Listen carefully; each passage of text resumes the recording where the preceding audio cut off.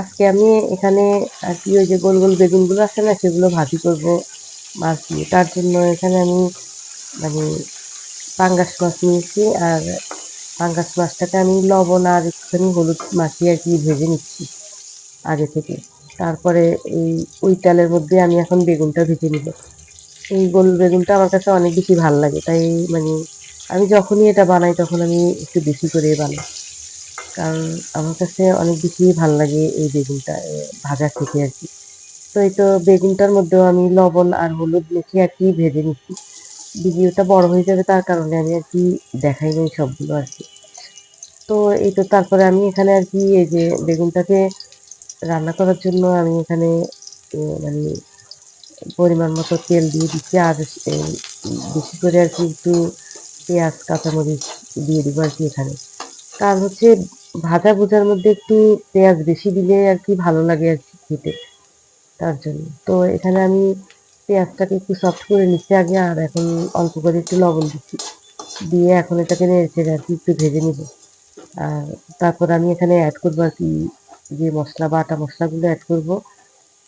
তার মধ্যে এখানে আমি বাটা মশলার মধ্যে এখানে আমি ওই যে রসুন বাটা আর হচ্ছে উম, জিরা বাটা আর একটুখানি আদা বাটা দিয়ে দিব আর কি। তো আমার কাছে মানে এইগুলো দেওয়ার অর্থ হচ্ছে এখন তো সব মানে চাষের মাছ পাওয়া যায়, এগুলো না দিলে আর কি খেতে বেশি একটা ভালো লাগে না। তাই আমার কাছে সব মানে তরকারির মধ্যে এই মশলাটা দিলে আমার তরকারিটার কি টেস্ট অন্যরকম আসে। শুধু রসুন দিয়েও রান্না করা যায়, কিন্তু মানে একটু একটু দিলে আর কি যে মাছ আর কি চাষের গন্ধটা আর কি আর লাগবে না, তাই এখানে দিয়ে দিচ্ছি। আর আমি মশলা বেশি আসলে ইউজ করি না, অল্প একটু একটু একটু ইউজ করি, কারণ এমনিতেই গ্যাসের অভাব নেই, যত মশলা কম খাওয়া যায় আমার মনে হয় ততই ভালো। এমনিতে আমরা যে তেল মশলা খাই এতে করে আমাদের অবস্থা খারাপ হয়ে যায়। তো এই তো আমি মশলাগুলোকে তেলের মধ্যে আগে ভেজে নিচ্ছি আর একটুখানি পানি দিচ্ছি, কারণ হচ্ছে আমি গুঁড়া মশলাগুলো দিয়ে দিচ্ছি তো, তো মশলাটা পুড়ে যেতে পারে এই জন্য আর কি। তো এখানে আমি একটুখানি মানে হলুদের গুঁড়া আর একটুখানি মরিচের গুঁড়া আর একটু ধনিয়ার গুঁড়া দিব, দিয়ে এটাকে আমি কষিয়ে নিব আর কি। আমার মনে হয় কি তরকারিটা আর কি কষানোর থেকে টেস্টটা আর কি বেশি ভালো আসে। তো এখানে আমি মশলাগুলোকে ভালোভাবে কষিয়ে তারপরে পানি দিব আর কি মশলাটার সাথে আর কি। তো কার কার আমার মতো এরকম বেগুন ভাজা খেতে ভালো লাগে কমেন্টসে জানাতে পারেন। আমার কাছে অনেক বেশি ভালো লাগে, কিন্তু ভালো লাগলে কি হবে, আমার আবার অ্যালার্জির সমস্যা বেশি, তো তাই আমি মানে চিংড়ি মাছ বেগুন ইলিশ মাছ এগুলো গরুর মাংস এগুলো খুব কমই খাই, কারণ হচ্ছে আমার প্রচুর পরিমাণে অ্যালার্জি শরীরে আর কি, এগুলো খাওয়ার পরে আমার অনেক বেশি সমস্যা হয়। তাও মাঝে মাঝে মানে পছন্দের জিনিসটা খাওয়াই লাগে, তার জন্য আর কি। তো এখানে আমি আহ, মানে কিছু ফালি করে আর কি কাঁচামরিচ দিয়ে দিচ্ছি আর একটুখানি পানি দিচ্ছি। এখন এটাকে তেল উপরে ওঠা পর্যন্ত আর কি কষিয়ে নিব আর কি। তো তারপর আমি টমেটোটা অ্যাড করবো আর কি এখানে। আসলে আমার মাঝে মাঝে মনে হয় কি আমরা মানে যে এই জিনিসটা বেশি পছন্দ করি না, ওই জিনিসটাই আমাদের শরীরের জন্য ক্ষতিকর মনে হয়। আমি আমার নিজের বেলায় দেখছি মানে এমন অনেক কিছু আছে যেটা আমি অনেক বেশি পছন্দ করি, কিন্তু আমি খেতে পারি না কেন জানি। ওটা আমার মানে রিয়াকশন হয় অন্য একদম ভালোভাবেই রিয়াকশন হয়। তাও আমি নাছোড়বান্দা, মানে আমি আমার পছন্দের জিনিসটা আমি খাবোই, যে যত কিছুই হোক, মানে যত অসুখ বিসুখ যত কিছুই হোক আমি আগে খাবো একবার দুইবার হলেও।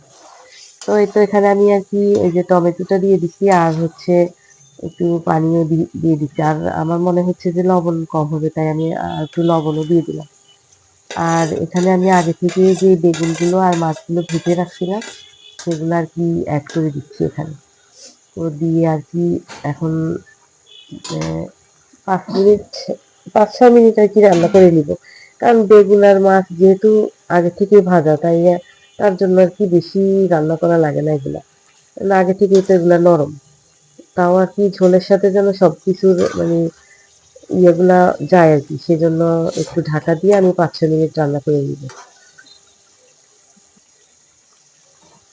আজকে আমি যে বেগুনটা মানে বাজার থেকে আনছি সেই বেগুনগুলো সাদা বেগুন ছিল। আমি আসলে আগে বুঝতাম না যে বেগুনের মধ্যে ভালো মন্দ আছে। এত কিছু বুঝতাম না। আমি ভাবতাম যে ওই যে নীল কালারের মানে যেগুলো আর কি বেগুনি কালারের ওই বেগুনটাই মনে হয় ভালো।